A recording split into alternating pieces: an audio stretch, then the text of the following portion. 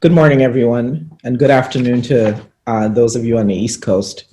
I am still on the West Coast. On behalf of the Association of Black Cardiologists and as president of the association, I want to welcome you to our webinar, Avoiding Heartbreak, COVID-19 Complications and Risk Mitigation in Diverse Populations.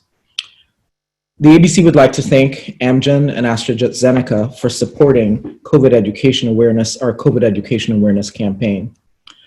I'm Michelle Albert, ABC president, and today is the third in our series of our COVID-19 webinars that we bring to you today. So today our presentation will focus on structural racism, COVID-19, and healthcare.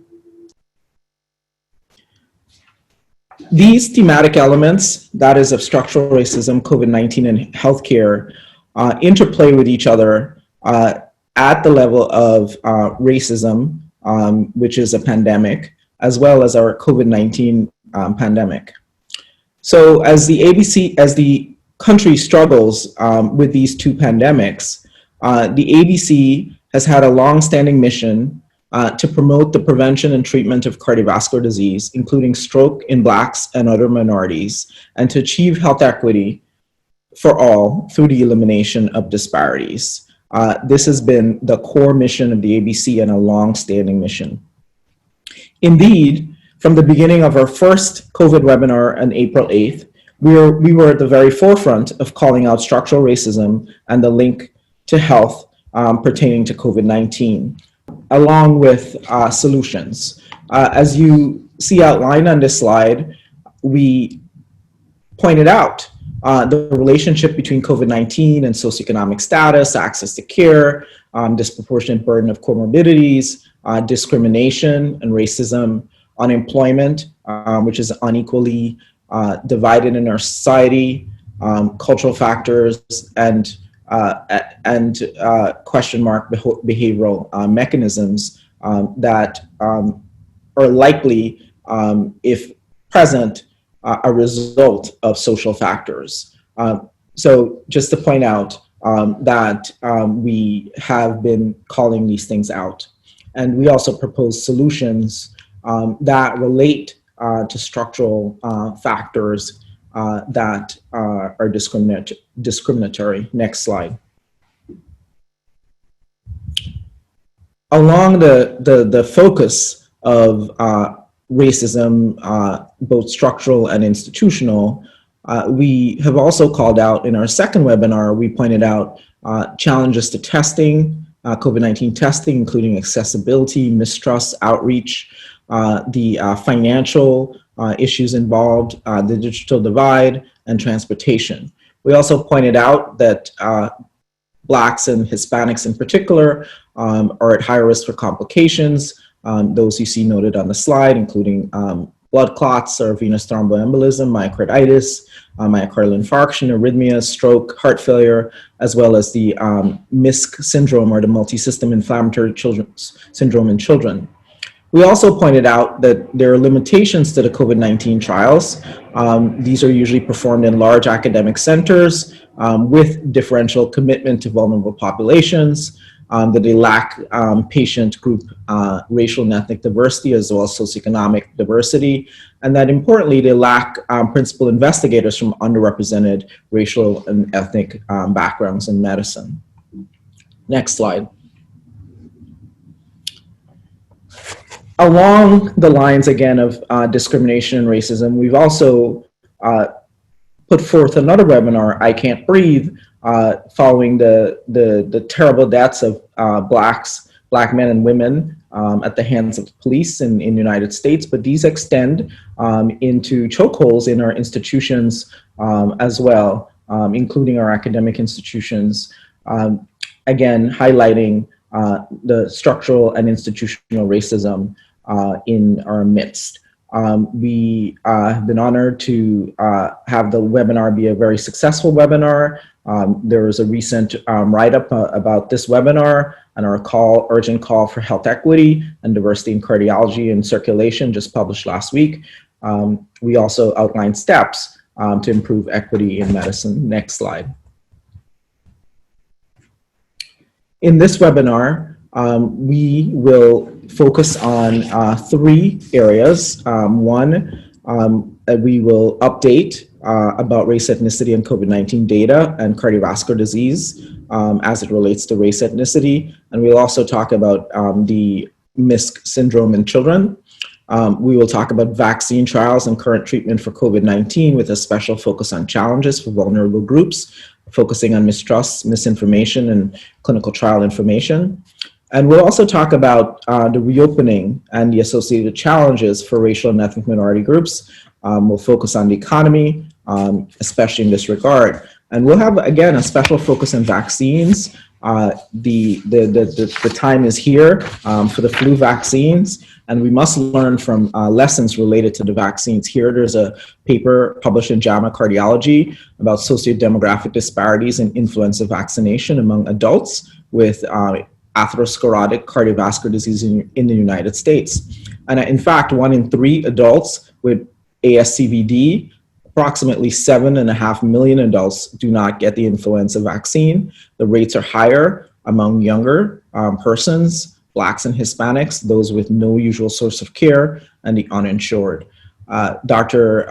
Larry Sperling, who is one of our panelists in the program today, penned an editorial, Disparities in Influenza Vaccine, Opportunity to Expand Cardiovascular Prevention to Millions of Hearts, which I also had the opportunity to partake in.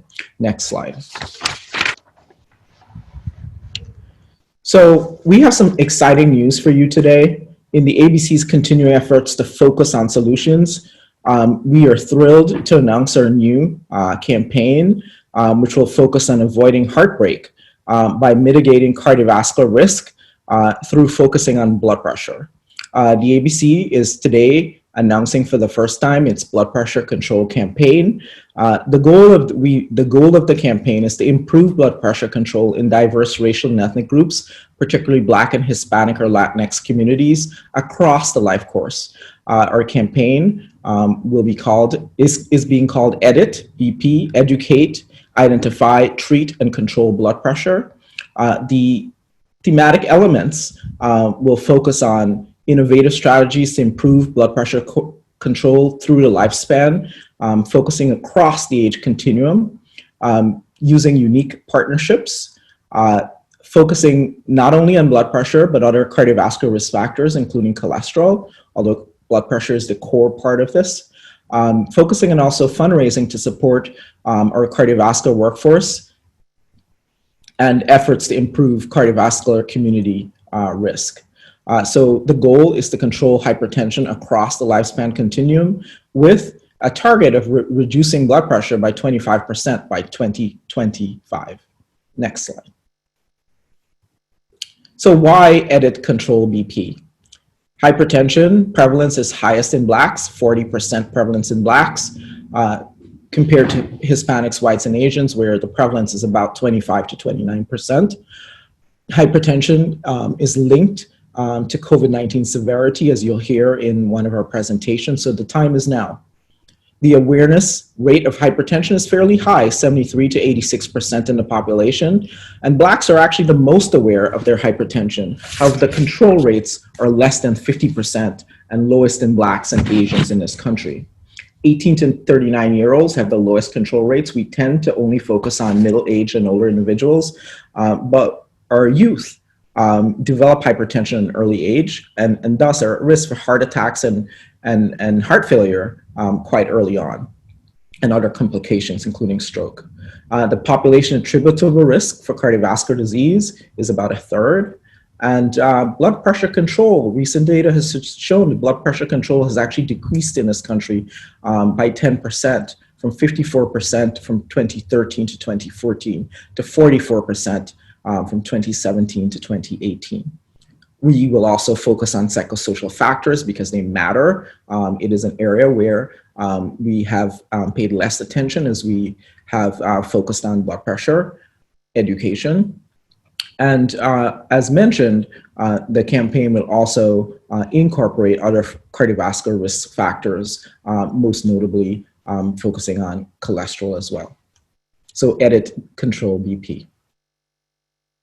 Today, we'll also announce our COVID-19 Innovation Award winners, supported in part by Amgen. So stay tuned for our announcement live today at the conclusion of this webinar. Thank you again for joining us. And I'd like to introduce the first speaker, Dr. Alana Morris, who's an assistant professor of medicine and the director of heart failure research at the Atlanta VA Medical Center. She's also the associate fellowship director in the clinical investigator track at Emory. She's an advanced heart failure and transplant VAD cardiologist at Emory University School of Medicine. Thank you, Alana. Thank you, Dr. Albert. So I think at this point, most of us are familiar with the SARS-CoV-2 virus. Viral entry occurs via the ACE2 receptor. And this pathway sort of harnesses and dysregulates the renin-angiotensin aldosterone pathway and has a myriad variety of effects, including acute lung injury, adverse myocardial remodeling, vasoconstriction, vascular permeability, thrombosis. Next slide.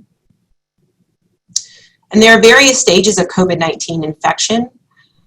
Most of our patients and or individuals who are infected with COVID-19 will fortunately experience just mild constitutional symptoms, including dry cough, diarrhea, headache.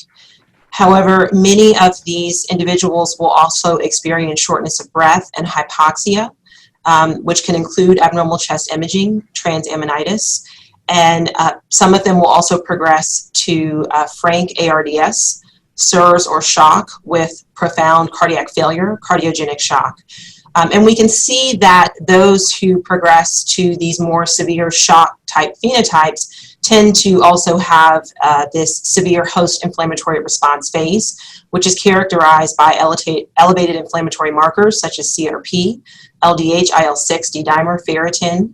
We know that troponin and elevated proBNP or BNP can be harbingers of severe outcomes and tend to be elevated, particularly in patients who are hospitalized with evidence of severe response.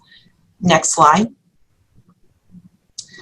What we have been paying attention to since very early on in the pandemic is that persons of color are more likely to become infected with SARS-CoV-2. This is a recent analysis from the CDC and MMWR report that was published in August that looked at 79 counties in 22 states that were identified as hotspots up to June 2020 that had evidence of race-ethnic disparities. So again, this is only a cross-section of the data that is highly representative.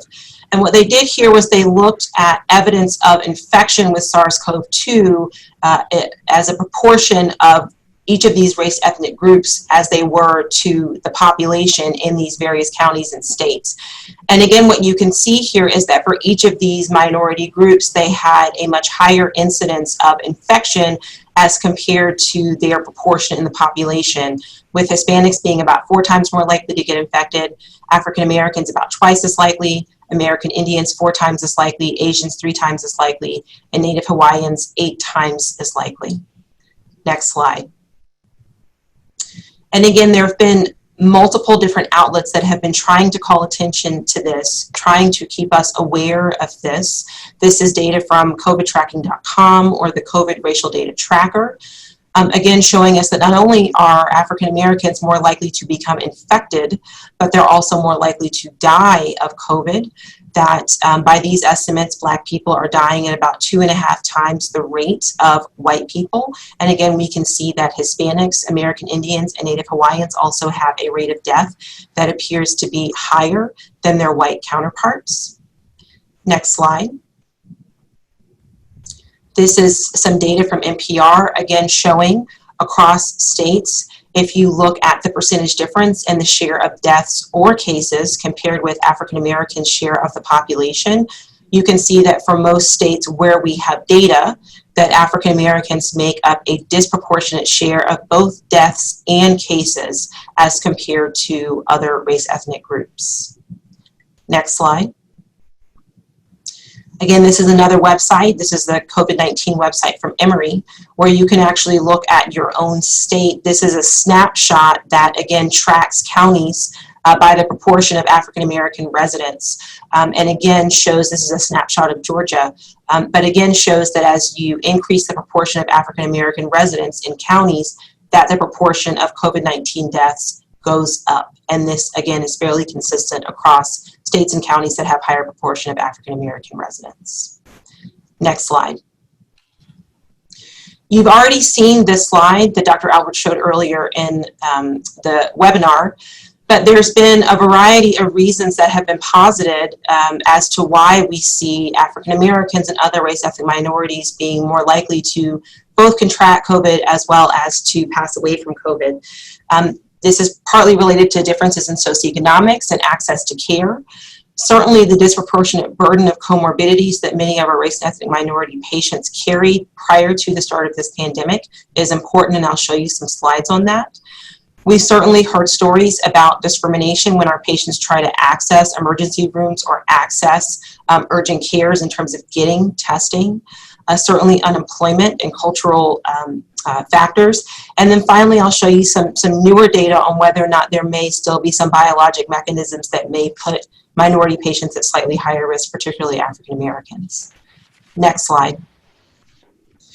So again, we heard very early on in the pandemic that certain pre-existing conditions were going to increase the risk for severe illness from COVID-19.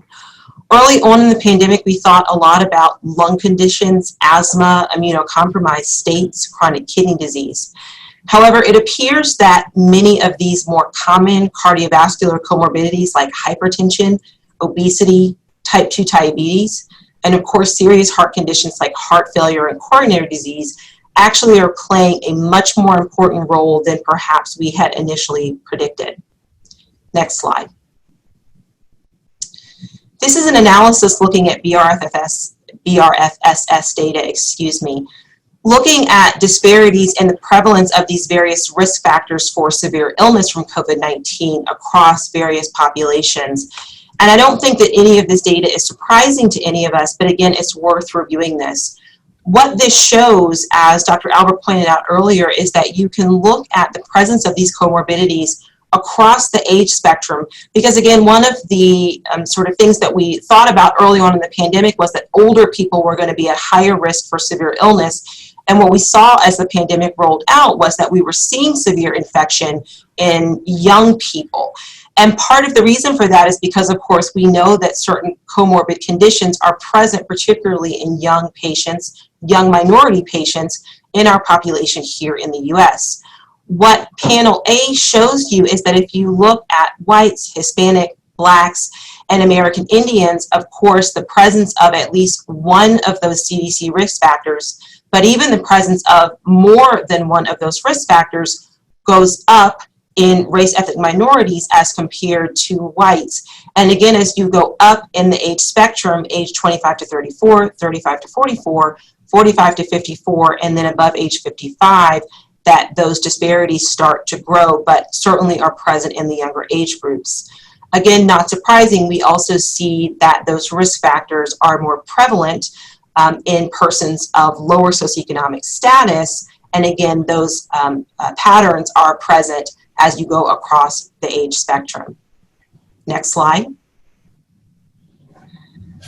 Another analysis from the National Bureau of Economics Research, and what they did in this analysis was very interesting because they looked at some prior modeling that looked at patients' vulnerability to severe lung infections and tried to model that to sort of look at what patients' risk and vulnerability was to severe COVID illness based on pre-existing conditions. And what's really interesting about this analysis is, again, the risk related to hypertension.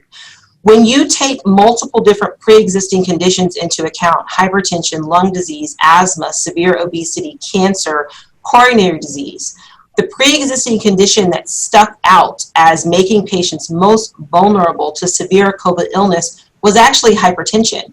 And what you can see is, particularly after age 55, that line associated with hypertension really starts to go up and take off as compared to even pre-existing lung disease.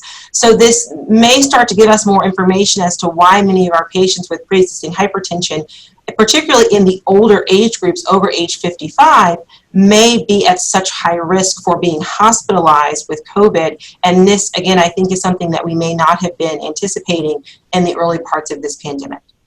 Next slide. And again, when you look at the relative vulnerability for severe COVID-19 infection, it actually appears to be highest in middle-aged and older Blacks, and that is in part certainly due to the sort of prevalence of these comorbid conditions. If you look across each of these age groups, and non-Hispanic whites in the yellow bars, non-Hispanic Blacks in the blue bars, and Hispanics in the gray bars, you can see that certainly in the age range of 45 to 64, that non-Hispanic Blacks have the highest relative vulnerability for severe infection related to COVID-19, again, in part due to the presence of those comorbid illnesses. And again, certainly above the age of 65, non-Hispanic Blacks and Hispanics have a higher risk for severe illness as compared to white counterparts. Next slide.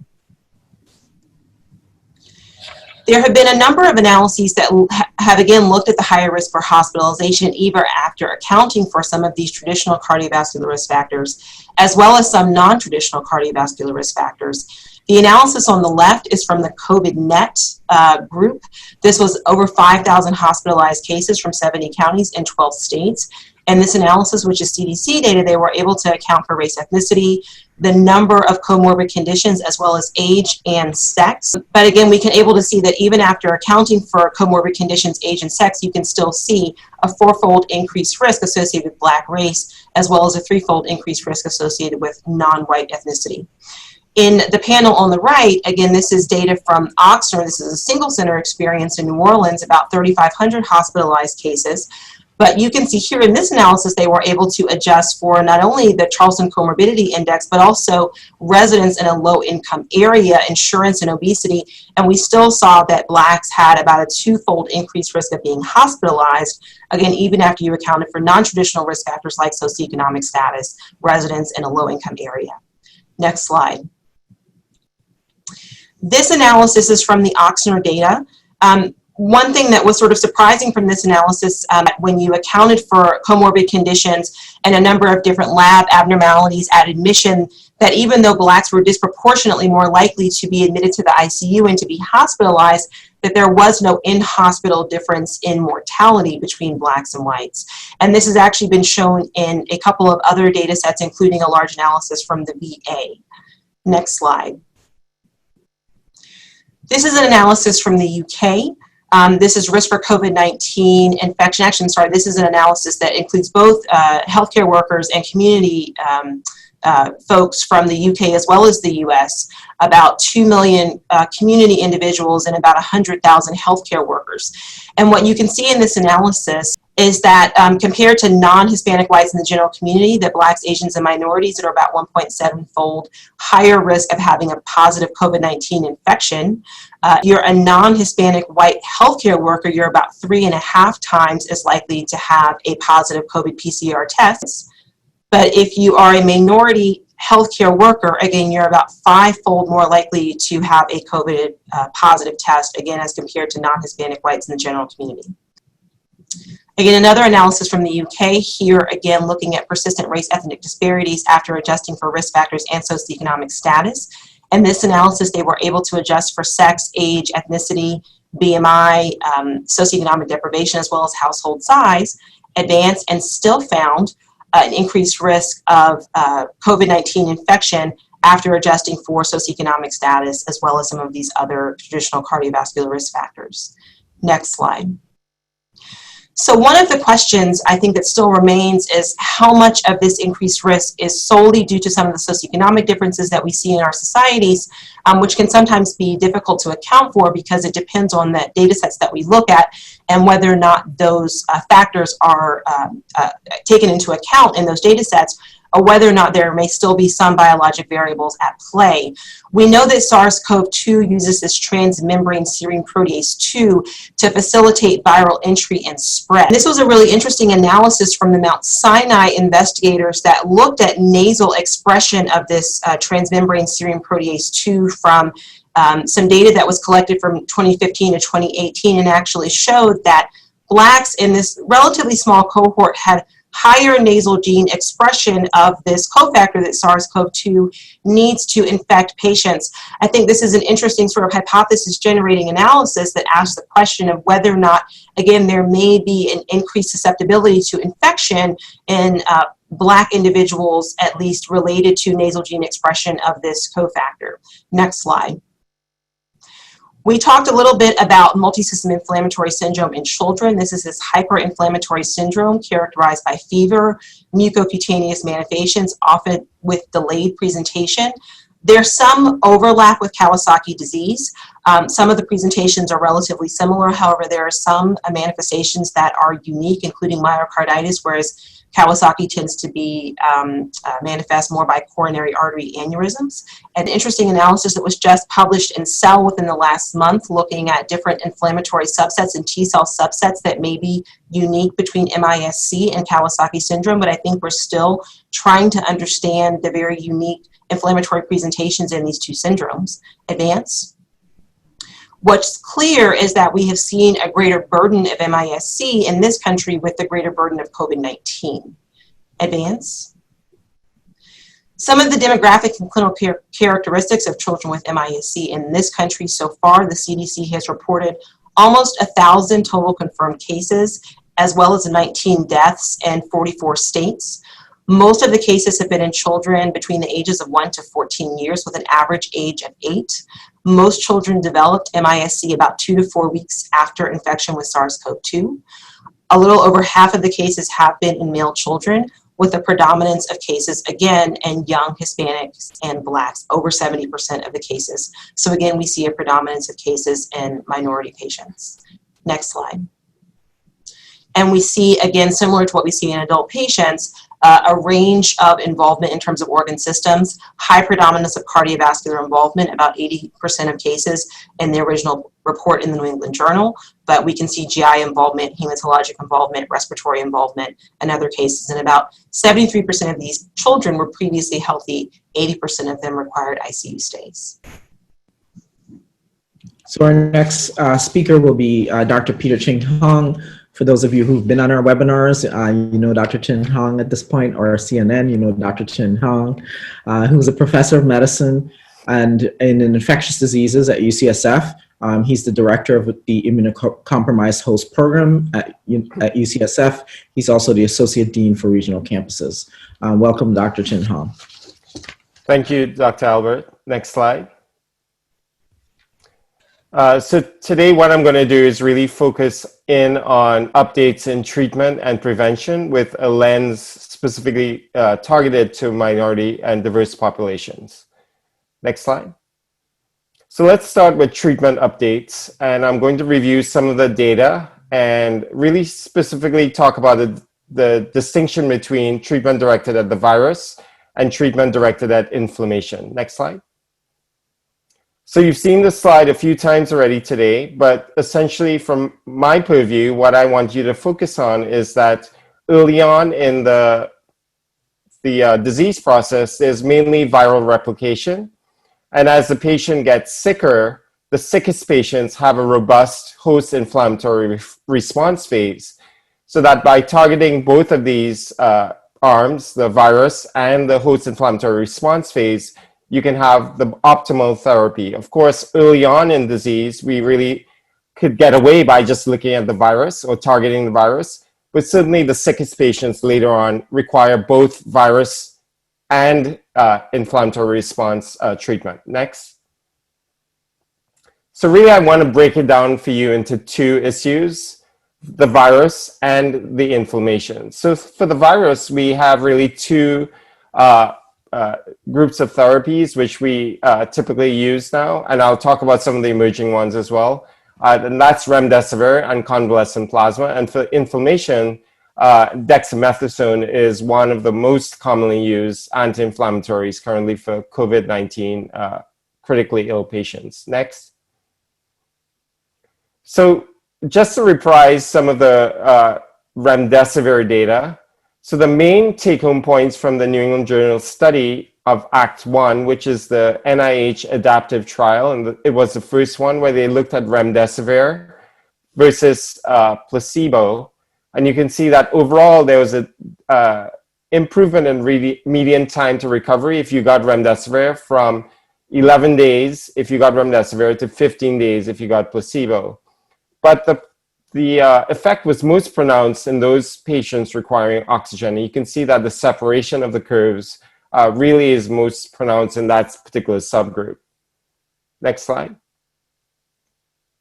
So some of the pearls, and I'm not going to harp too much on remdesivir because I think it's been around for quite a while now, but some of my takeaways from the remdesivir studies are that there's no mortality benefit, actually.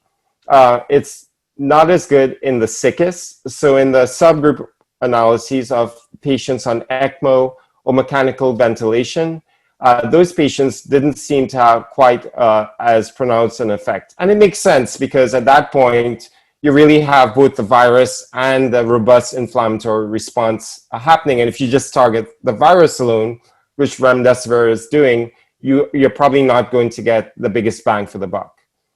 Another pearl is that 5 days is as good as 10 days, and that's from the SIMPLE trial, published also in the New England Journal. And typically these days, we pretty much use 5 days of treatment for all comers. And finally, another important issue with remdesivir is the cost. It costs about more than $3,000 for a course of therapy. And of course, after the FDA EUA, this was essentially being charged to various centers. And there are several centers as well that refuse the allocation of remdesivir because they don't want to pay for it. Next slide. So what are the tribulations? So for each of these sections, I'm also going to focus on tribulations. So in remdesivir, we knew from the beginning that there was problems in distribution of a scarce resource. At that point, remdesivir was in very short supply. So the Gilead had donated its supply stocks to the HHS, so the government, for redistribution. And several of us in the community highlighted the fact that this distribution is very random. And at that point, it was given to Deborah Birx and HHS to spearhead after initially giving it to Americo Bergen, which is a distribution firm. And still, the formula in which states receive remdesivir is very, very opaque. One other issue is that the cost and the supply. So in the United States, we pay full price for it, which is over $3,000. But in many countries around the world, they actually have no supply shortage, and it's much cheaper because it's made in generic form in South Asia. Next slide. I'm now turning my attention to convalescent plasma. There's a long history of use in medicine, from polio to influenza to even Ebola virus. It's safe, and several studies have spoken to this. At our center, it's similar to fresh frozen plasma, if you want to think about an analog. We haven't had any real side effects or adverse effects when we've used either FFP or convalescent plasma to COVID.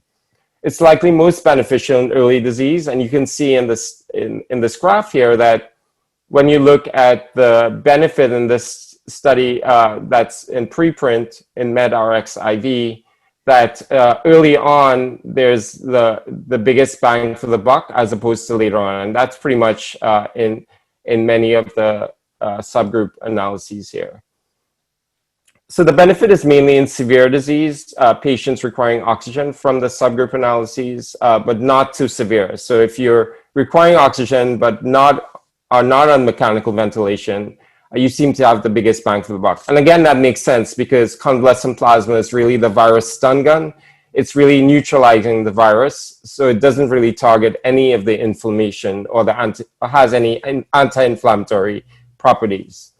So the bottom line is that although there is data, there's not a lot of robust randomized controlled data. There's one recent study that's in preprint from Spain, but again, not enough to really embrace convalescent plasma yet, although it makes a lot of plausible sense and has a lot of biologic plausibility for us to really use it in an evidence-based way. But I would say that most people are using some form of convalescent plasma. Next. So what are the tribulations with convalescent plasma? Again, it's really sowing further mistrust because, as many people might have known, on the eve of the Republican National Convention, the leadership of the country issued a press release, which was on a Sunday. I remember when it happened, and they said that all of a sudden convalescent plasma is going to get the emergency use authorization from the FDA, which made very little sense to medical professionals and people on the ground because there wasn't that robust randomized control data like Remdesivir or with Dexamethasone that I'll present. And I'll quote from one study from Gizmodo. If the mess surrounding convalescent plasma is a preview of what may come this October for a potential vaccine, it's a decision that's likely to further erode public trust in science, experts have warned. Next slide. Let's turn our attention to dexamethasone now. So the data with dexamethasone, even though there are problems with the study from the UK, is pretty robust in terms of a randomized open label trial. It's not randomized control, but open label. There were more than 6,000 patients enrolled in these studies. And overall, there was a 17% reduction in death. Again, unlike Remdesivir and convalescent plasma, there was a signal that was best seen in mechanical ventilation and ECMO, so in the sickest patients, which makes sense because that's where the host inflammatory system is giving problems, with the number needed to treat of 8. So you treat 8 patients on mechanical ventilation with dexamethasone to save 1 patient's life. And if you are had non-invasive oxygen therapy, the number needed to treat was 25. So a little less effective in that group, but still effective. And it's cheap. It's like £5 or $7 a course. So you can't really blame that cost factor when you think about the global implications. Next. So let's talk about 2 of the emerging therapies. I didn't want to list the whole litany of scores of drugs that are currently being evaluated, but probably the 2 next on the block are interferon beta and baricitinib. Next. So what do we know about interferon beta? It's a multiple sclerosis treatment. It's mainly antiviral, although it does have anti-inflammatory effects as well. It's available immediately because we use it for multiple sclerosis. So if it was shown to be beneficial in the study, we can go out and get it, as opposed to Remdesivir, which has a very complex manufacturing process. It's previously studied in a University of Hong Kong study as part of a cocktail of ribavirin and lopinavir, ritonavir, or Kaletra. In early disease, but hadn't really caught on in the rest of the world. But it's currently being studied in the NIH Adaptive Trial Act 3 as a subcutaneous form with Remdesivir. But I think probably the biggest potential use for interferon beta would be in the outpatient setting. There's a study in the UK showing that inhaled interferon beta was associated with 79% decreased progression to ventilation and death. And you're twice as much as likely to recover if you got interferon beta, which was administered in the UK study in an inhaled form compared to placebo. Next slide. What about baricitinib? Baricitinib is a rheumatoid arthritis drug. It's one of the biologics. It's a JAK1, JAK2 inhibitor, and it's really targeting the inflammatory response again. It was studied with Remdesivir in the NIH Adaptive Trial Act 2, and the press release had just been released by Lilly, showing that there was a very modest 1-day reduction in median recovery time when you got Remdesivir and baricitinib compared to Remdesivir and placebo, and maybe more profound in the subgroup analyses, which weren't released in the press releases yet, but that is the idea. There's also no mortality benefit, and it's quite expensive. Next slide. So let's turn our attention to vaccines now and prevention from treatment. And again, I want to put this in the broader context. When we think about the prevention strategies, I want to emphasize again the 3 W's of wearing your mask, washing your hands, and watching your distance. And of course, of all these things, we all know very much that wearing a mask is the most important. Next slide. And again, when you think about the implications of wearing a mask in minority populations, I reprised a slide from our first presentation because I think it was so profound to me. I'll quote, "I do not trust that I'll not be followed. I do not trust that I will be allowed to exist in my black skin and be able to buy groceries or other necessities without a confrontation and having to explain my intent and my presence. So mask wearing is sometimes a barrier in some populations. Next slide.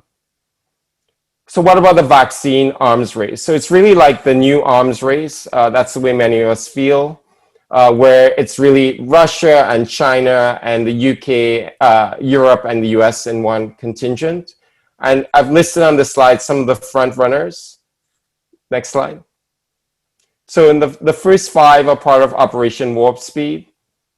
And the AstraZeneca Oxford, until recently, was really my favorite. It was sort of my number 1. And you can see in the data published in the Lancet that I wouldn't describe it into detail, but it shows a very robust immune response when they were given 3 doses of the vaccine in these healthy volunteers 18 to 55, which is usually the case in phase 1-2 trials. There were 543 patients here, and everyone was, this was currently being studied in a phase 3 study now in 30,000 patients. Next slide. But of course, that many people know that it was put on halt recently because there was an adverse reaction in one of the participants. In fact, this was the second adverse reaction because one of them was seen in the early phase 1-2 trials.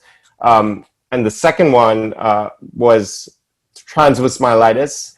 It's basically thought not to be associated with the vaccine, although the US AstraZeneca studies are still on hold because the FDA wanted to see more data, but it's been resumed in other parts of the world. It makes sense because this is a mRNA, this is a adenovirus chimpanzee vector, which is so different from humans that the robust immune response that you get could possibly result in issues like transverse myelitis, although it's I anticipate that will be very, very rare. Next slide. The next vaccine is Moderna. This is a homegrown company in Boston. Again, robust inflammatory response in phase 1-2 trials, ages 18 to 55. It's currently in phase 3 and looking at about 30,000 patients. Next slide. Another, I wouldn't spend too much time on these vaccines, the Pfizer and the J&J vaccine, except to say that Pfizer is probably going to finish their trials faster than everyone else. That's the current prediction. And the great thing about the J&J vaccine is that it's a one-time vaccine as opposed to the others, which are 2 shots separated by 3 to 4 weeks. And also doesn't require so much of a cold chain. Next slide. What about the other parts of the arms race? Well, in China, this made the news over the weekend because although they're in phase 3 studies, there are several Chinese vaccines. I've listed 2 of the most, the ones furthest along. They're based on killed attenuated viruses, and apparently they're immunizing lots of people even before the phase 3 studies are done. Next slide. And of course, the most notorious vaccine is the Russian vaccine called Sputnik 5. It was approved even before any trials were published, actually. So it was really turned the use of trials upside down and really violates my 3 T's of how to think about or talk about vaccines, trials or testing, which we didn't see any data from at the time it was approved. Transparency, again, it was very much shrouded in mystery. And then trust. This all leads to mistrust, I think, by whether or not we believe the Sputnik 5 vaccine. Next slide. So what about some of the other vaccine tribulations? Well, first of all, I think that most people are worried that the leadership will use this for political capital. Of course, the 9 vaccine company CEOs said that this is not going to be the case. They're not going to release the vaccine unless there's robust enough data. So I think, but it's this doubt of like approving things in the FDA before the data is really robust has really sowed a lot of mistrust in the community, I would say.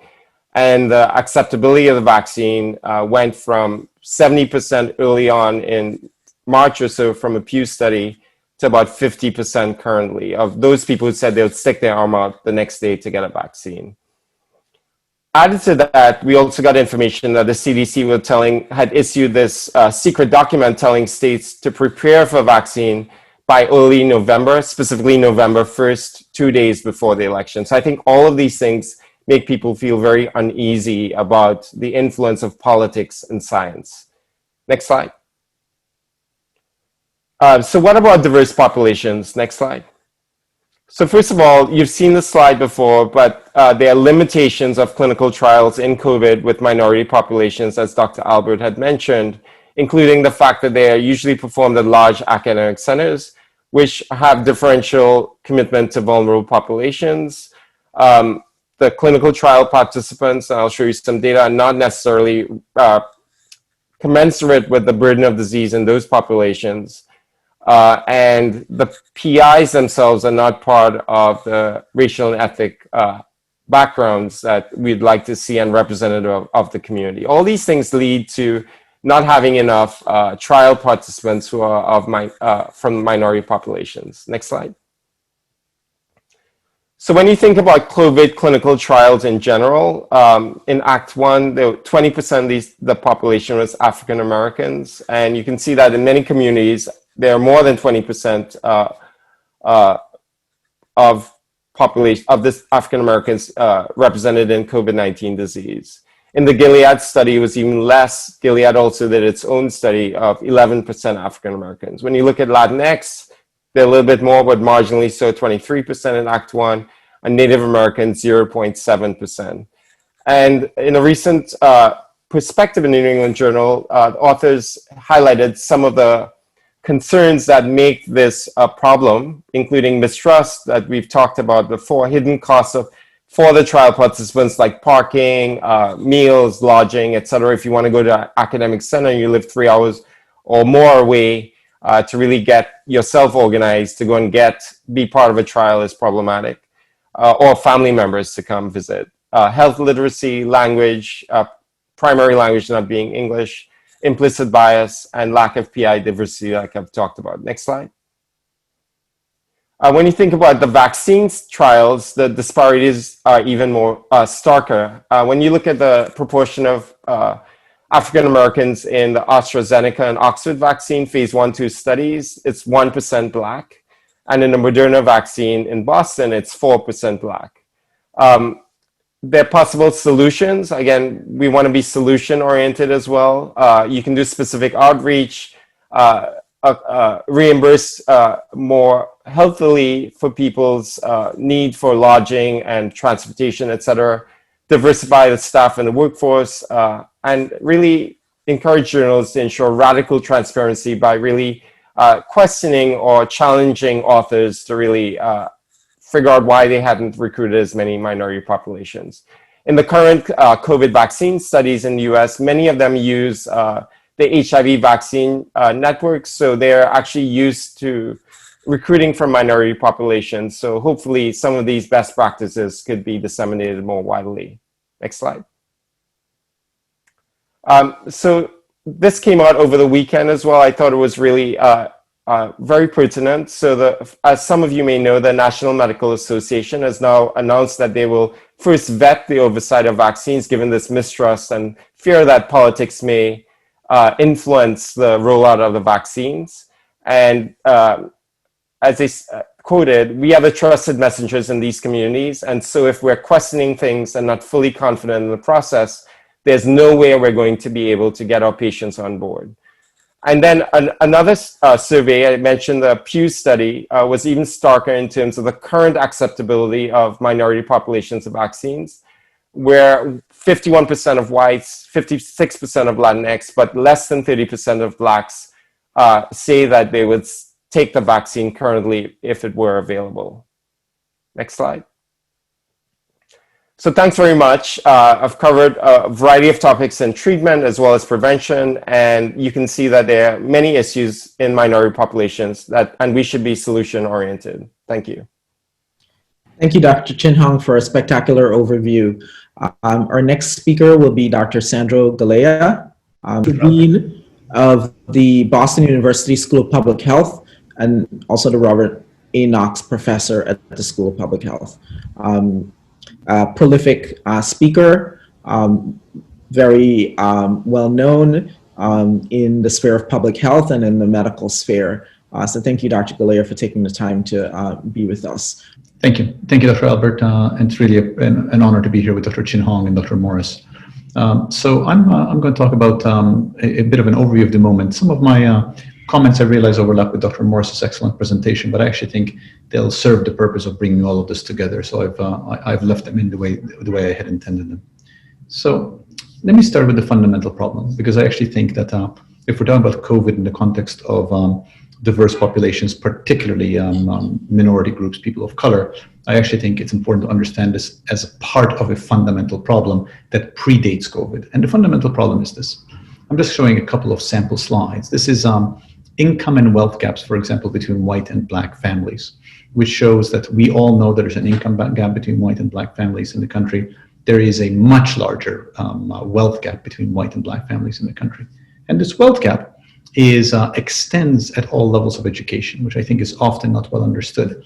In fact, there's a relatively narrow wealth gap among people with less than high school education.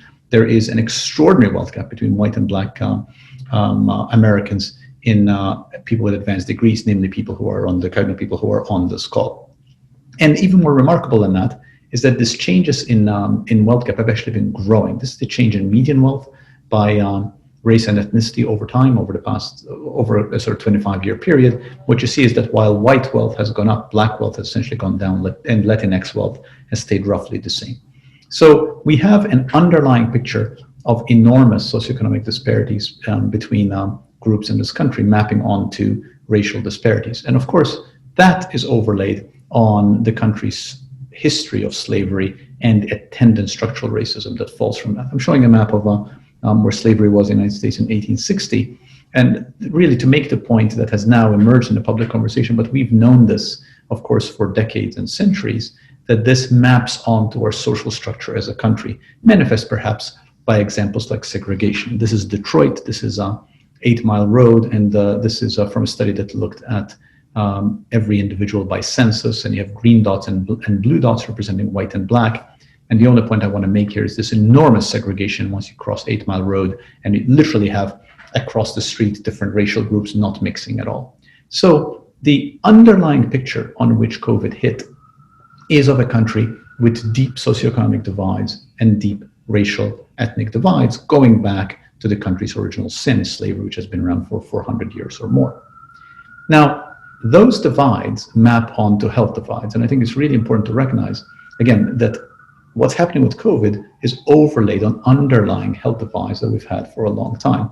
This is simply life expectancy by race in the United States, and I just want to point out white versus black life expectancy. All life expectancy broadly been increasing, although there's been some dents in the past few years, but we have essentially 4 to 5 year less life expectancy among black Americans compared to white Americans.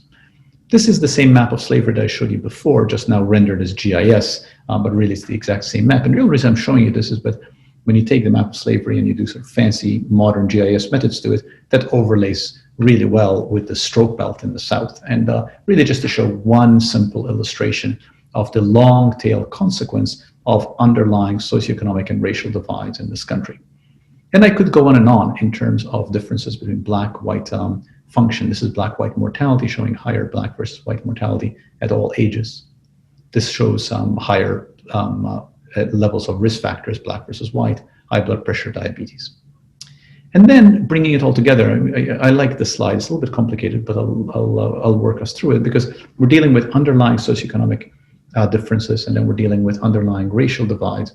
And it's important to recognize that they often come together. So the way to read this is 6 different medical conditions: COPD, asthma, diabetes, obesity, but they all behave the same way. If you just focus on asthma, just because it's in the middle of the screen here, on the x-axis, we have the income at, and all of this at the census tract. So it's census tract income.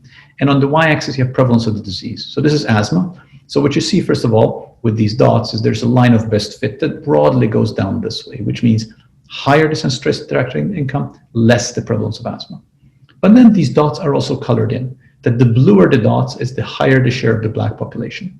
So what you see is there is an overall socioeconomic pattern, which is more income, less asthma, But Black populations are then concentrated at the lower end of the socioeconomic spectrum, where there's also higher asthma. And of course, true also for COPD, diabetes, obesity, etc.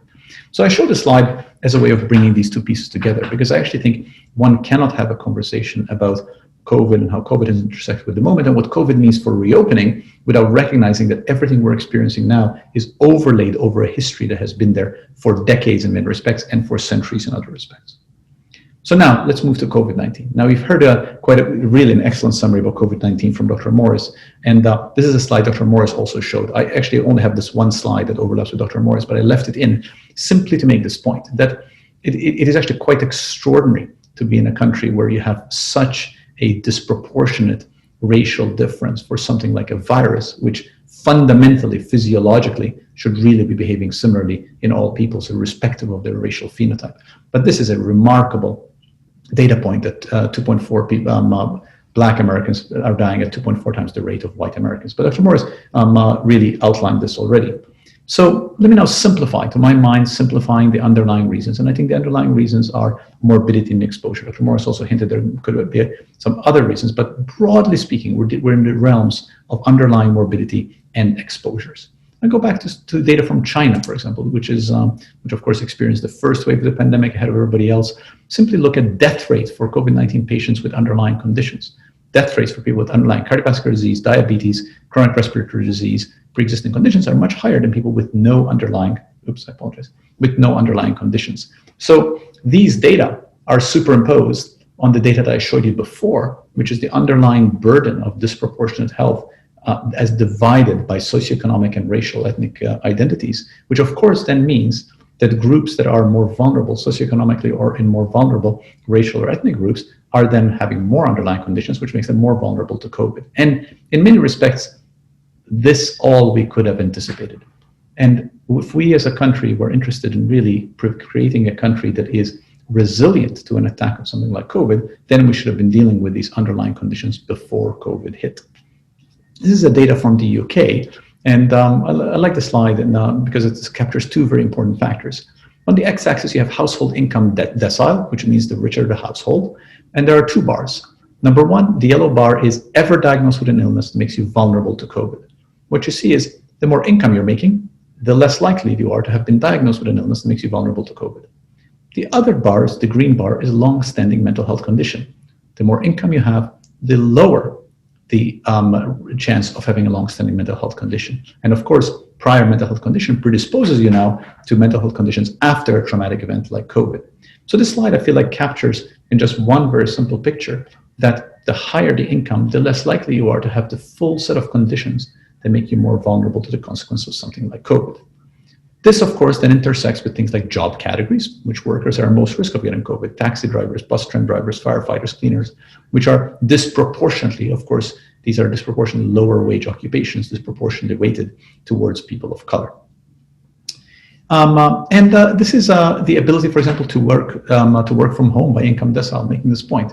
The more money you make, the more likely you are to work remotely. And these are the forces that then conspired to create a set of situations where there was greater exposure for people of color and for people with lower socioeconomic position, and they also had underlying comorbidity. So those two forces became a perfect storm to create these kind of dramatic numbers that we're seeing, including, for example, Black Americans dying at 2.4 times the rate of white Americans in a time of COVID.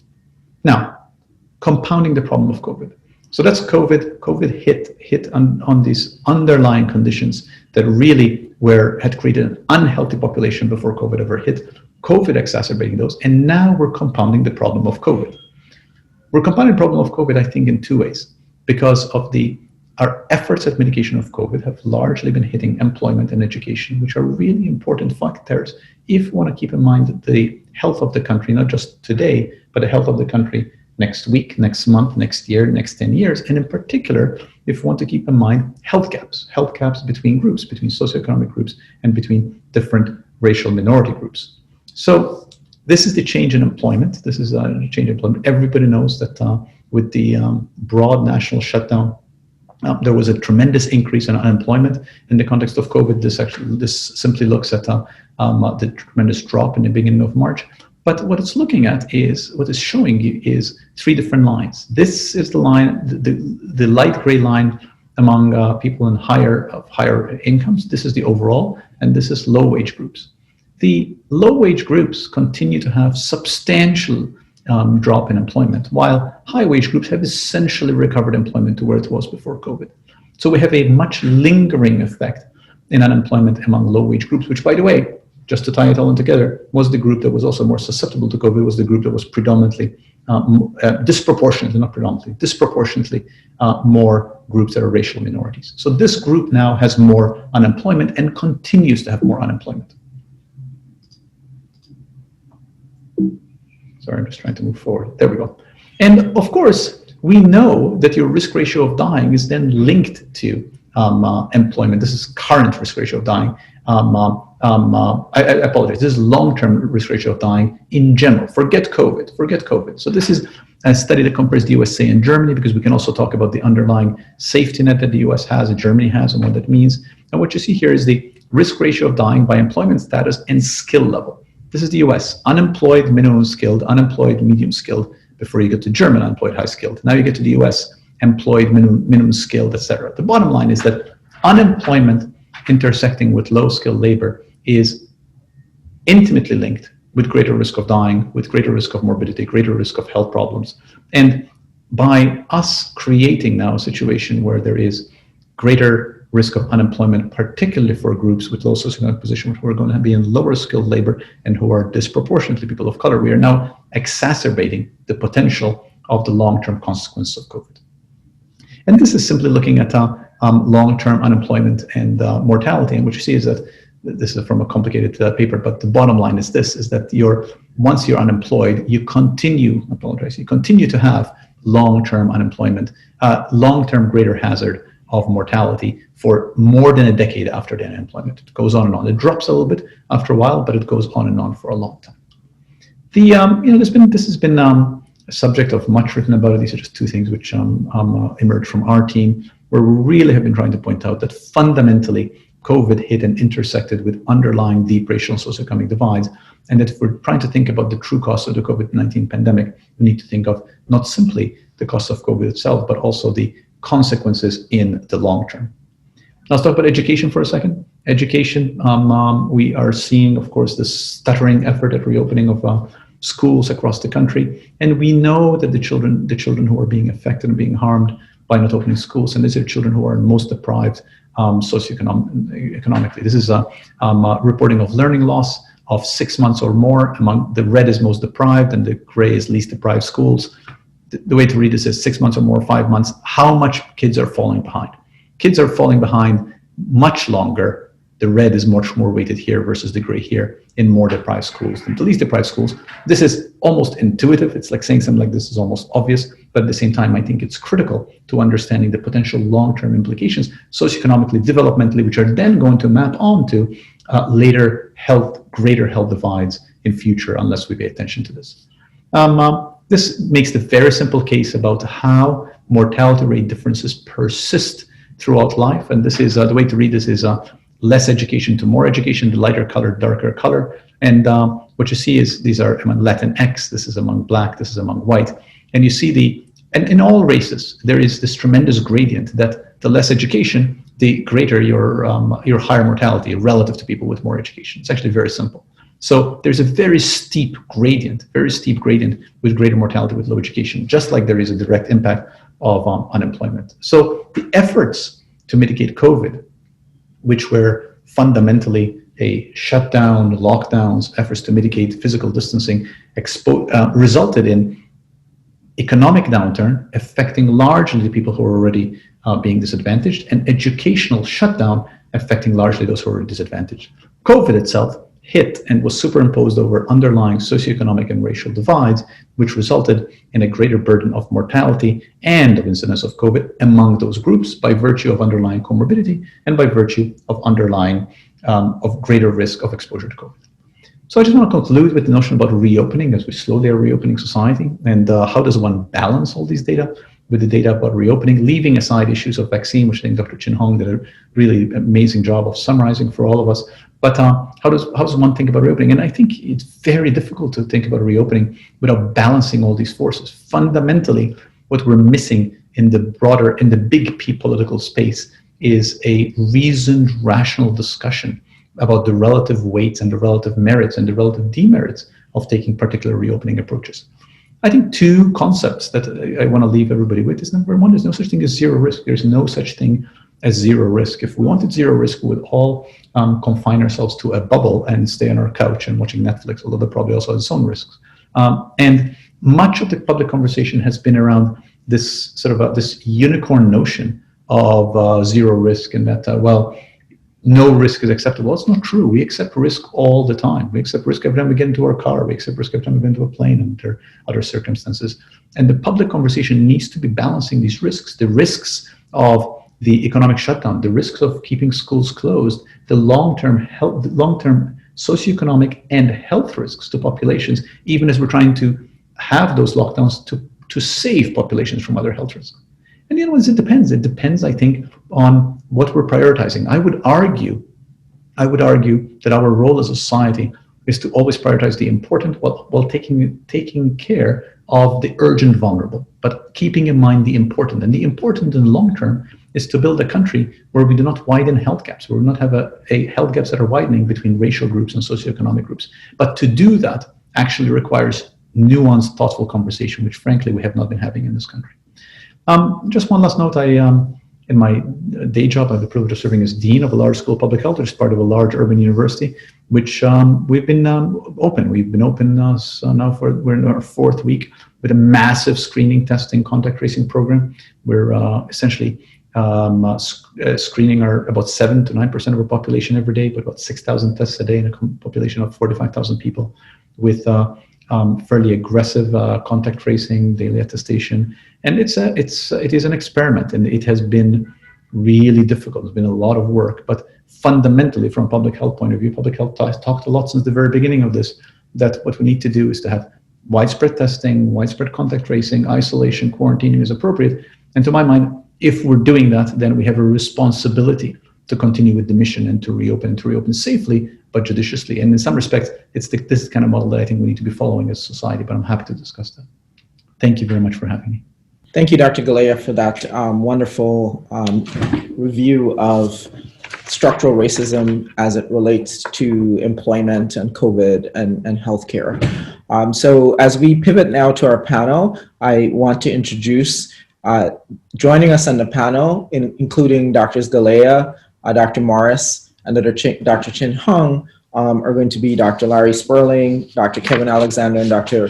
Narissa Hayes, who you know. I want to introduce first Dr. Larry Sperling, who is the Katz Professor of Preventive Cardiology and Professor of Global Health at Emory University School of Medicine. He's also the Executive Director of Million Hearts from the CDC, Centers of Disease Control, and the Center of Medicare and Medical Services. We'll come back to Dr. Sperling in a second. Dr. Kevin Alexander is an Assistant Professor of Medicine at the Cardiovascular Institute and Stanford Amyloidosis Center at Stanford University. And Dr. Narissa Hayes is our ABC Fellows representative to our Board of Directors. She's a cardiology fellow at the University of Pennsylvania School of Medicine. So welcome all of you to the panel today. I want to start with Dr. Sperling. I want to thank Dr. Larry Sperling for joining us on the holiest of Jewish holidays, Yom Kippur, to be with us here to serve the wider community, as well as to assist the ABC. We're grateful for your expertise and for your ongoing support of our organization. I want to start with you, Dr. Sperling, to ask, can you tell us a little bit about the Million Hearts program, and also tell us about how the flu relates to persons with cardiovascular disease? Well, first of all, Dr. Albert, thank you very much for the invitation and opportunity to join in this, what has been a truly fantastic webinar. You mentioned this is Yom Kippur. The Talmud teaches us that if we help to save one life, it is as if we have saved the world. And so there are truly millions who need us at this time. The Million Hearts Initiative is a national initiative. It's co-led by CDC and CMS. And this is a national initiative with the ambitious but achievable goal of preventing 1 million heart attacks, strokes, and cardiovascular events in the United States. 1 Million Hearts does its work through its valued partners, and ABC has certainly been a valued partner of 1 Million Hearts. The partners of 1 Million Hearts exist on a federal level. 1 Million Hearts works across all 50 states. And we have, in total, several hundred partners, private partners as well. And so we cannot do our work without the partners and those committed to preventing heart attacks, strokes, and cardiovascular events. 1 Million Hearts focuses on 3 pillars: keeping people healthy, optimizing care, and priority populations. And one of the priority populations are African Americans with hypertension. So it was great to hear the launch of the Edit Control BP initiative by ABC, very much in line with the Division for Heart Disease and Stroke Prevention priority, and also the priorities of 1 Million Hearts.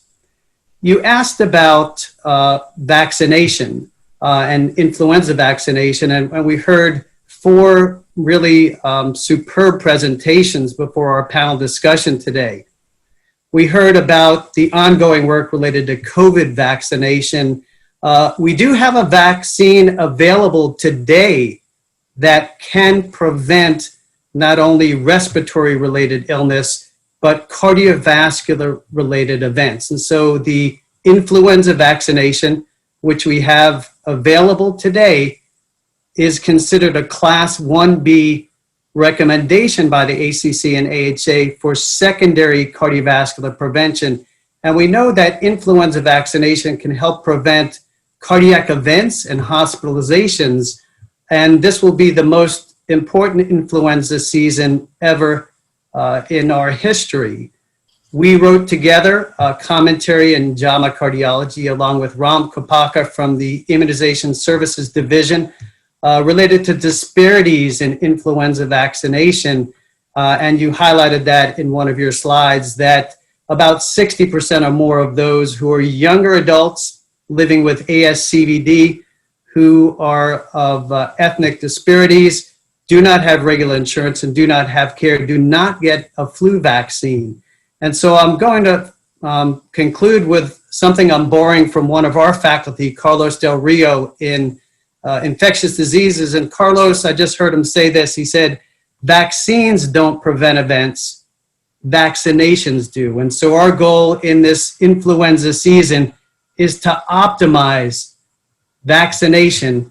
And we all are a part of communicating and creating that safety and trust that will be so important to the months ahead of us. Thank you, Dr. Albert. Thank you, Dr. Sperling. And this vaccinations prevent illness is a good phrase to pivot into the next question. Perhaps we'll take this question to Dr. Peter Chin Hong, which is, given that Blacks are less likely to seek the flu vaccine, in part due to mistrust, as you highlighted in your presentation, a phenomenon that's true even in persons with pre-existing conditions, as you heard Dr. Sperling just say. How should we respond to this? You did give a few thoughts in your presentation, Peter, related to having specific outreach. What types of specific outreach? Could you expand on that?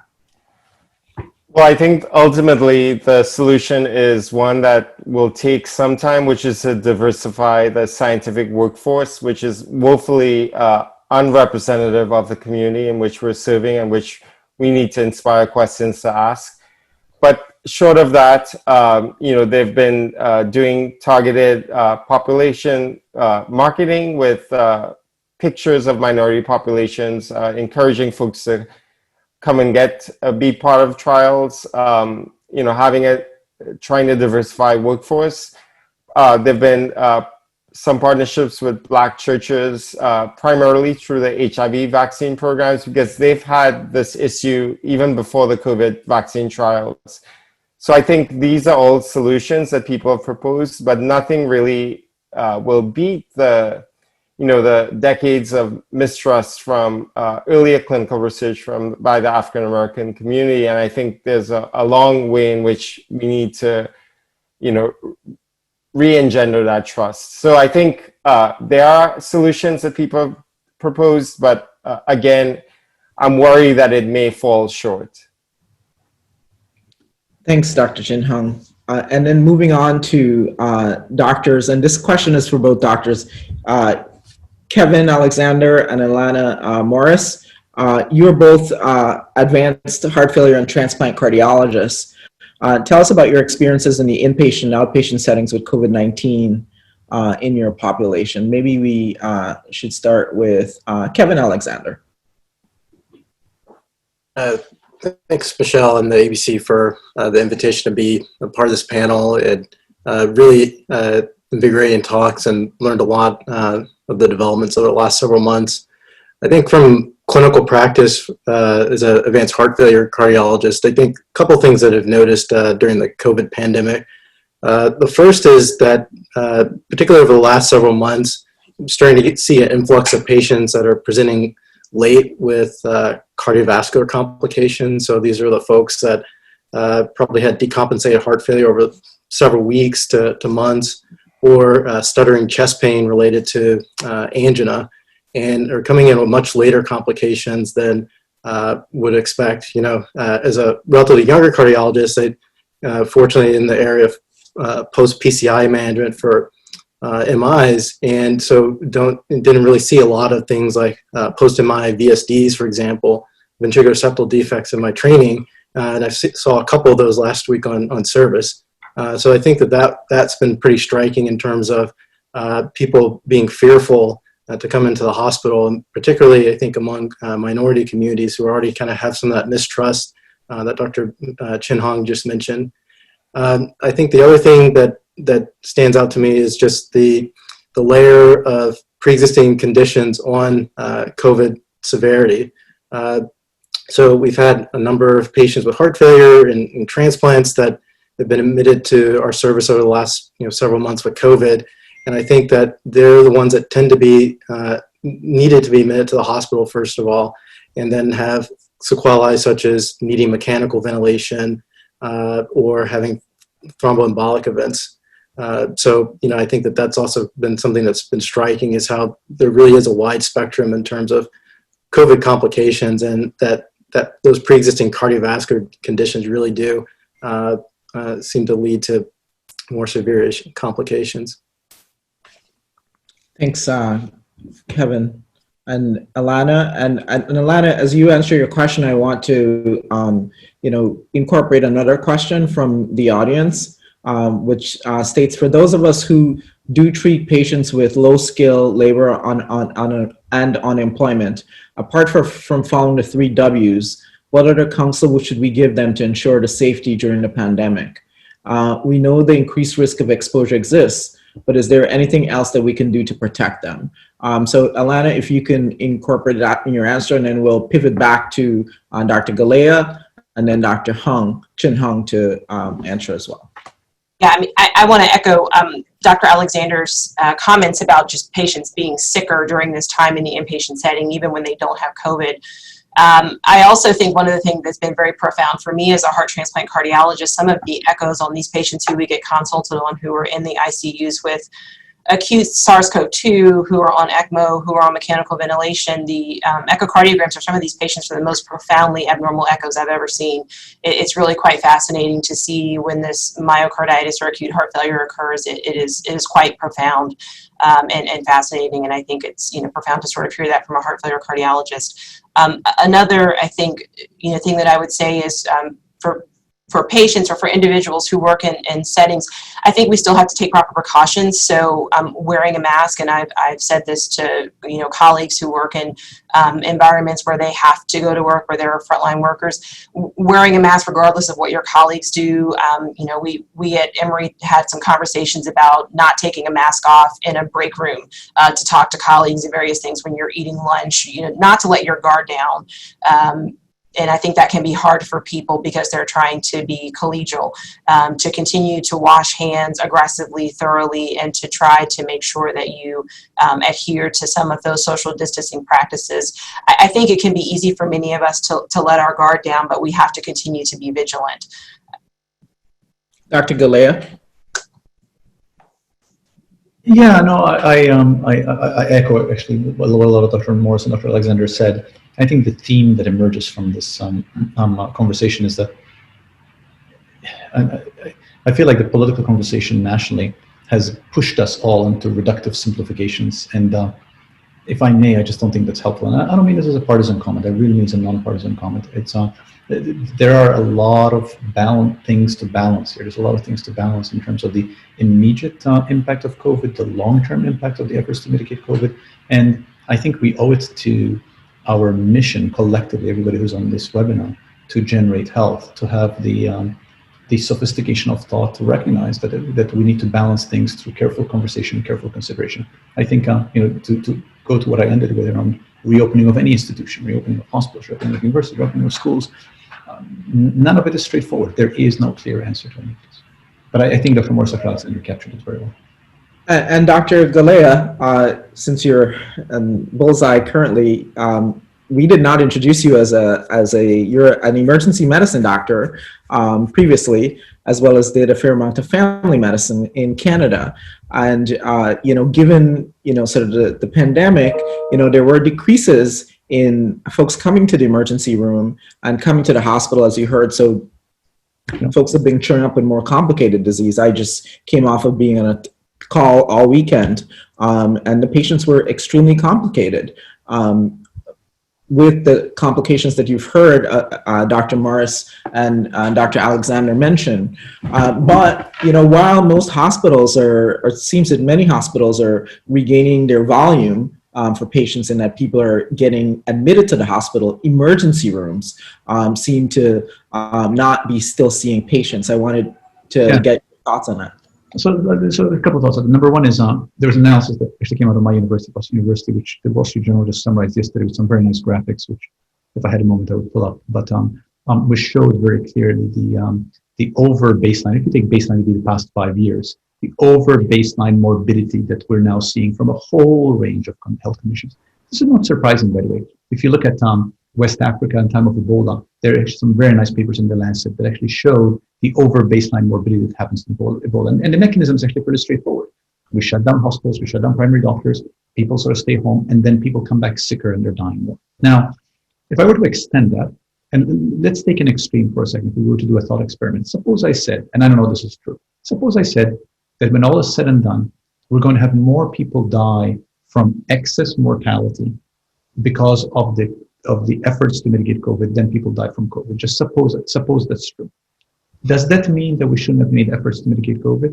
No, of course not, right? COVID is a novel coronavirus that scared us, that we had to wrap our brain around it, that we had to figure out how to operate to deal with it.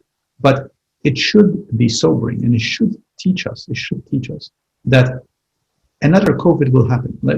I have a slide which I use in other presentations, showed the cover of Time from 2017, which said, we are not prepared for the next pandemic. Now, Time magazine is as middle of the road as they get. So it's nothing controversial to say a new pandemic is happening. And to my mind, the only way to mitigate its consequences are to tackle the fundamental issues that I tried to start my talk with, which Dr. Morris echoed really, really well. Well, I echoed Dr. Morris in our talks, that fundamentally we should be dealing with these conditions that are creating poor health before the next pandemic hits.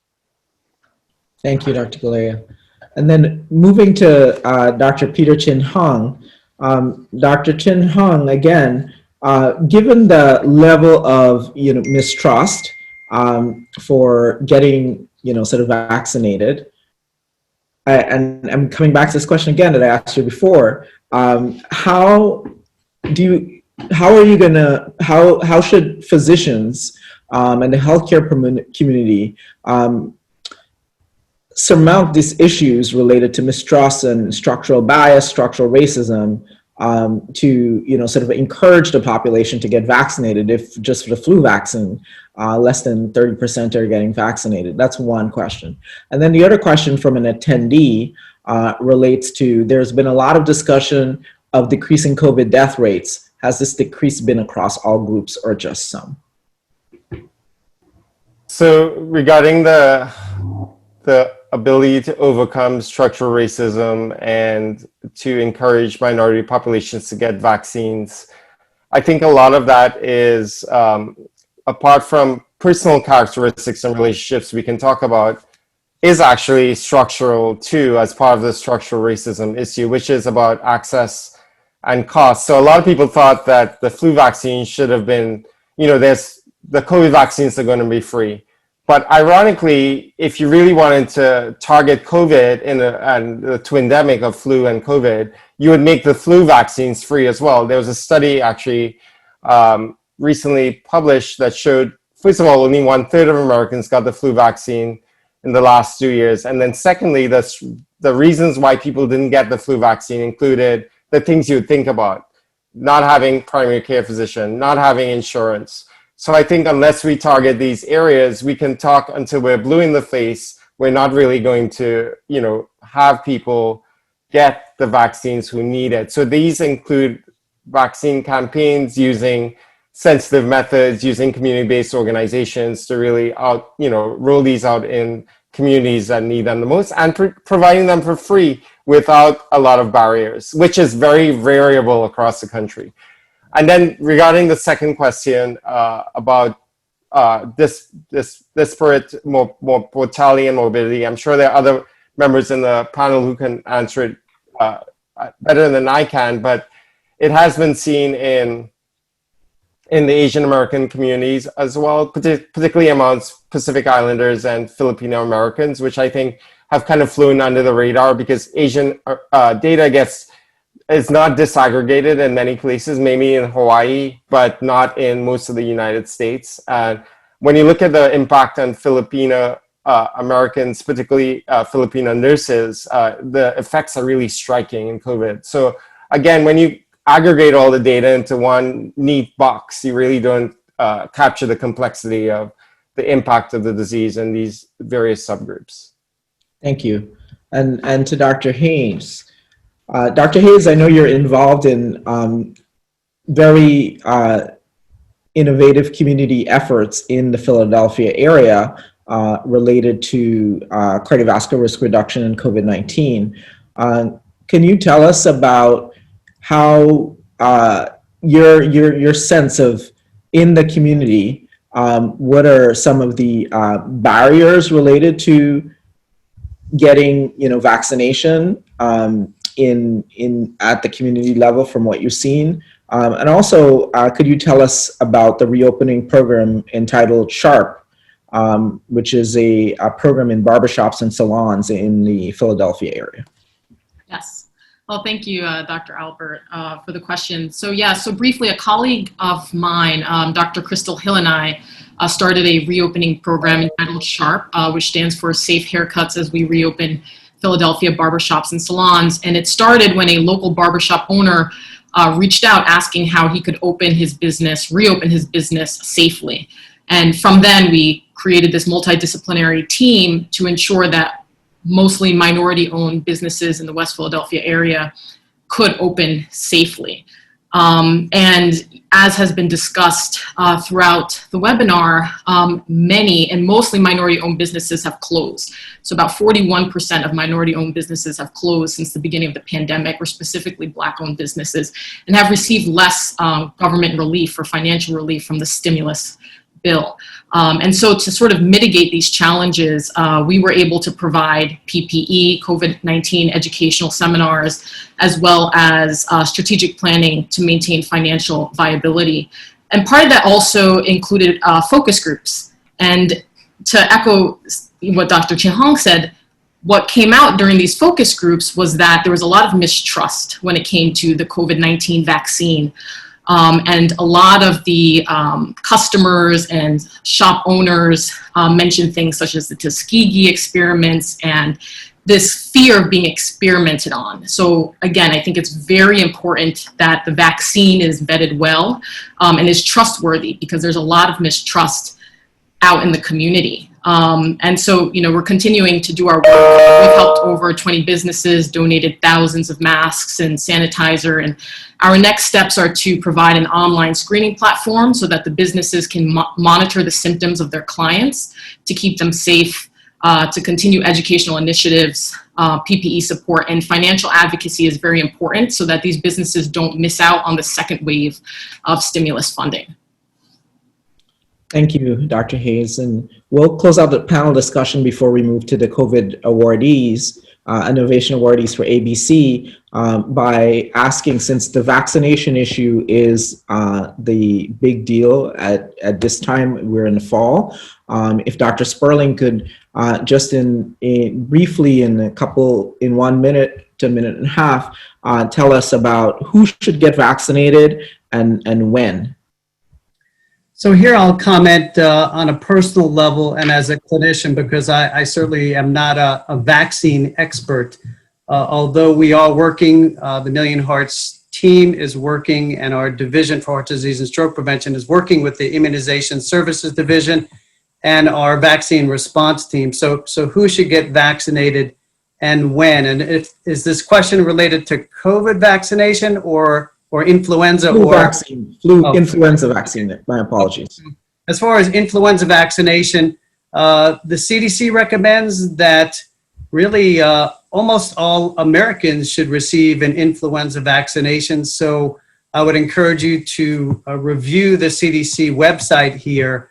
All Americans above the age of 6 months old, certainly all adult Americans, and especially those living with serious health conditions such as various forms of heart disease, coronary disease, cardiomyopathy, heart failure. In terms of timing of this, again, not being an influenza expert, but from what I've read and what I've heard, this is about the right time, late September into October, to begin getting vaccinated early on.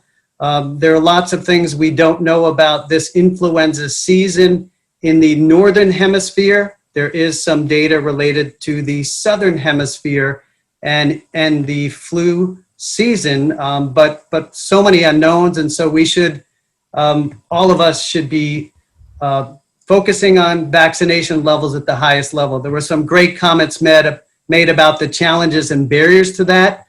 Safety and trust are paramount. Thank you, Dr. Sperling. And actually, I have one more question for Dr. Peter Chin Hong. If someone has had COVID-19, and what should be should there be any, are there any guidelines about when one should get the flu vaccine if one had the had COVID-19 in relation to when they were symptomatic or infected? So we don't think that having COVID would influence the ability to get another vaccine. So I would say as soon as possible. And it's similar to, when we have hospitalized patients for the flu and pneumovax campaigns, basically on discharge, make sure they get the shot. It's part of the order set. So my answer is yesterday. Thank you, Dr. Peter Chin Hong. So I want to thank all of our panelists, Doctors Morris, Galea, Sperling, Peter Chin Hong, Hayes, and Alexander. And I would encourage you, we're running a bit over, but I would encourage you to stick with us for the next exciting part of this program.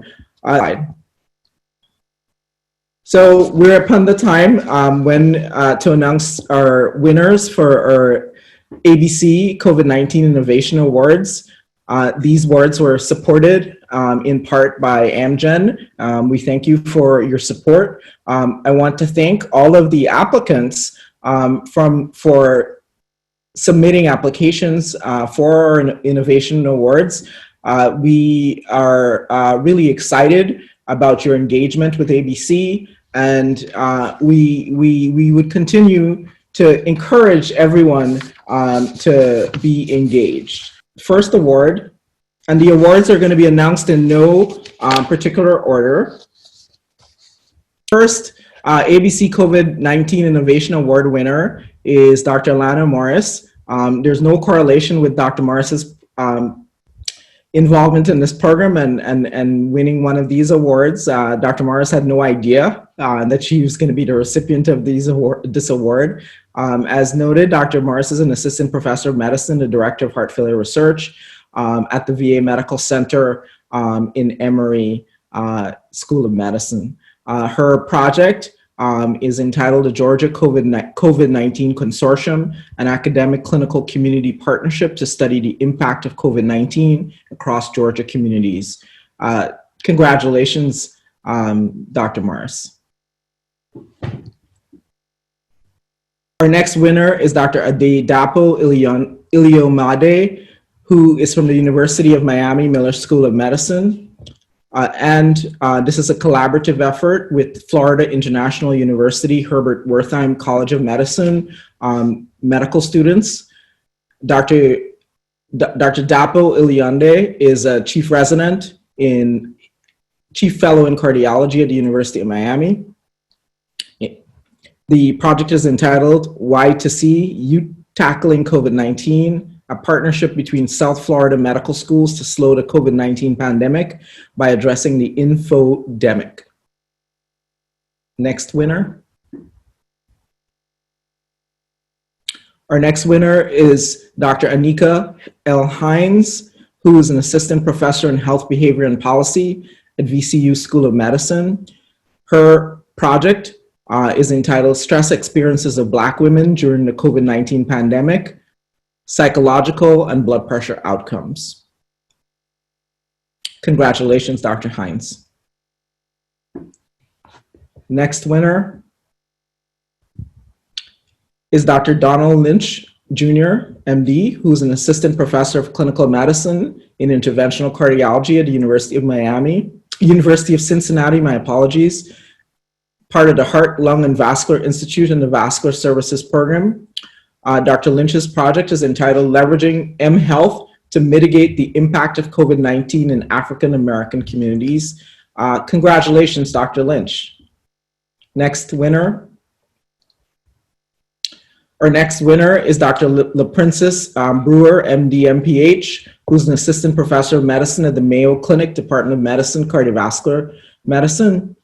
Her project is entitled COVID-19 Emergency Preparedness and Risk Communication Among African American Churches, Leveraging a Community-Based Participatory Research Partnership. Congratulations, Dr. Brewer. Next winner is Dr. Kimar Joseph Brown, who's a fellow in cardiovascular medicine at Massachusetts General Hospital. And his project is entitled Addressing Disparities in Ambulatory Cardiovascular Care During the Coronavirus Disease Pandemic. Congratulations, Dr. Kimar Brown. So these are our 6 winners of the ABC COVID Innovation Award. We want to thank you for your fascinating COVID-19 directed innovative applications. We will be sending letters to all applicants electronically at the conclusion of this webinar. I want to thank you for joining us for our Avoiding Heartbreak, COVID-19 Complications and Risk Mitigation in Diverse Populations webinar. I hope you enjoyed our panel discussion and that our presentations were informative. I want to thank our faculty, Dr. Zalana Morris, and also congratulate her again on her award. Dr. Peter Chin Hong, Dr. Galea, Dr. Sperling, Dr. Alexander, and Dr. Hayes for their brilliant comments. I also want to thank the ABC staff, Mr. Alan Merritt, Ms. Tiara Dillenberg, and Ms. Azuma Onokoberi for their invaluable help in all facets of the webinar and its components today. I want to also thank our CEO, Ms. Cassandra McCullough, for her steady and excellent leadership, along with our chair of the board, Dr. Elizabeth O'Feely. I want to thank again for supporting our COVID-19 education awareness and campaign efforts, Amgen, as well as AstraZeneca. We want to invite everyone attending today's this webinar to be our special guest at our ABC First Virtual Awards Program and Fundraiser on Saturday, October 17th at 7 p.m. Eastern Time and 4 p.m. Pacific Time. Through generous support from our sponsors and members, we're delighted to say we offer you, your colleagues and friends, complimentary registration. You must register on the event site in order to receive your unique virtual link. So, closing out, I hope that this webinar on structural racism, COVID-19, and healthcare addressed the pressing public health, clinical health, as well as economic challenges particularly faced by racial and ethnic minority groups.